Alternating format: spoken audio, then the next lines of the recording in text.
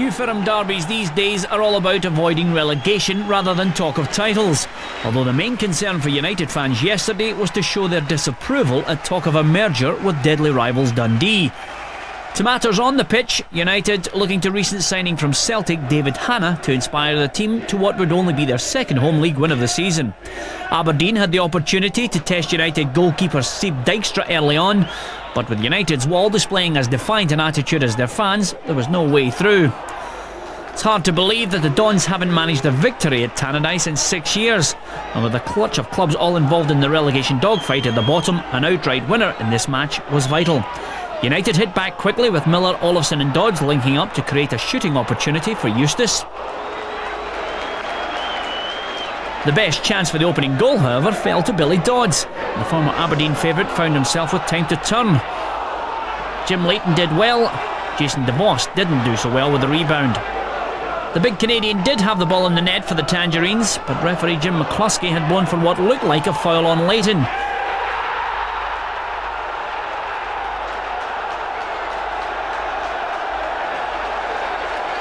The United substitutes clearly unhappy with the assistant referee's part in disallowing the goal.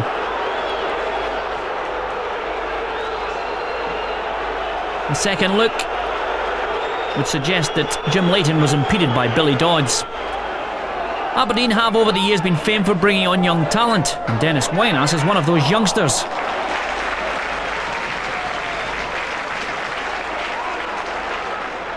But it was United who eventually took the lead in this match after 34 minutes. The set piece defended poorly, Shell Olofsson popping up to put the home side 1 goal in front. Paul Hegarty has been constantly working with the defence to try and pass on the tips that served him well throughout his career. Unfortunately, the evidence of yesterday showed the Dons' defence will have to go back to class early on Monday. Aberdeen tried to hit back quickly, and as expected they looked to the talents of Ian Jess to try and draw them level. Eventually it's Dennis Wynas who can only watch in agony as Dykstra keeps the United lead intact. If Dykstra's first save was effective, the second was world class. Once again Wynas involved, and the youngster confident with both feet, Dykstra confident with one hand. Wynas can't believe it, as once again Dundee United's goalkeeper denies him an equalising goal. Into the second half, and United make it 2-0. Yet again a goal from a set piece. Billy Dodds back to haunt his old club. One of the smallest men in the field manages to escape the marking of the Aberdeen defence, and it's 2-0 to United. And one wonders if Dodds' goals in Tangerine will prove decisive in the final run-in to avoid relegation for both these clubs. With 66 minutes gone, the game was done and dusted when David Hanna rubbed salt into the wounds with goal number 3. Olofsson's pass perfect in weight, Hanna's side foot showing composure that the Celtic fans never got the chance to see on a regular basis. Aberdeen stretched at the back, and Hanna showing all the clinical finishing of a proven goalscorer.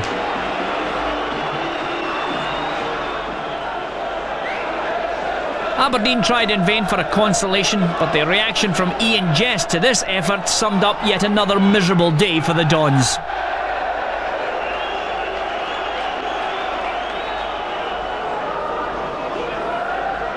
United almost made it 4 when Craig Easton had 2 chances to finish. Unfortunately, the second effort well wide of the mark. Paul Sturrock, however, happy with a 3-0 win for his side on this occasion. The main thing for us before the game today was to make sure there wasn't a gap developing between us and the teams directly above us. We've done our bit, we've got our 3 points today, and that's all we can really do. And if we can do that more times than not, we'll be quite happy. Probably the loss of goals was more disappointing than anything else, because when we played a fortnight ago against Kilmarnock, we defended stoutly, defended really well. And today we showed that we couldn't defend, especially set plays, and United punished us. It's been an ailment that's afflicted you for a few weeks now, a few games, is losing soft goals. How do you go about stopping that, Paul? Well, you work on the training ground in morning and afternoon, and that's what we've been doing. It probably doesn't look to the public, but that's what's happened. But really the goals that we lost today were played balls into the box, and we've actually got to match the headers or the knockdowns, and that's what didn't occur. The talk of emerging Dundee this week didn't appear to affect him in the slightest. No, that's nothing to do with us. Actually, we're sick hearing about it. I'm a football player, and I don't want to do anything about mergers or that. If you want to talk about the football, I'll talk about the football, but that's nothing to do with me. Yeah, he just wants to talk about the football. We'll talk about the football to start with. Graham Spears, first of all, that was a vital win for Dundee United. It was, yeah. I mean, I think both Dundee United and Aberdeen have really suffered this season, really dreadfully. I don't think Paul Sturrock imagined his return to Tayside would be quite as difficult and frustrating as it's proved. So both of them needed the win, but for Sturrock it at least gives him breathing space. I don't really think Paul Sturrock genuinely feels pressure right now. I mean, you've got to give him time, but he just needed a bit of breathing space to give some confidence back to his team, and he got that anyway. Andy, when we look at the goals, the first two, I remember at least coming from set pieces. Aberdeen will be worried about this. Yeah, I think the first goal, the big DeVos gets up very well, you know, and late and loses his bearings a wee bit. And it's a good finish, but the second one I think even more disappointing, because Dodge is not the biggest, but give him his due. He lost his marker and he finished very well. And a lovely finish there from David Hannah. Yeah, it's a hard ball to take, to be fair, you know, coming across the box like that, and he done very well. And it's a good result for Dundee United because it opens a big gap between ourselves. Bad result for ourselves probably, but they done very well. And I think it's only their second home win this season, and both have come against Aberdeen.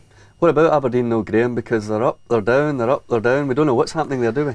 You know, I mean, you sometimes wonder if there's a curse in Aberdeen. What did this club do with all that success in the 80s to deserve this fate over the last few years? But right now, the thing that's mystifying is a team with such strapping big defenders being so vulnerable like that in the air. Two occasions yesterday, 2 goals. The image of the Aberdeen back four are these huge 6-footer plus defenders, but they seem to be vulnerable in there. I think Jim Leighton, to be fair as well, will be wincing when he looked at the first goal because he was caught in no man's land there. Yeah.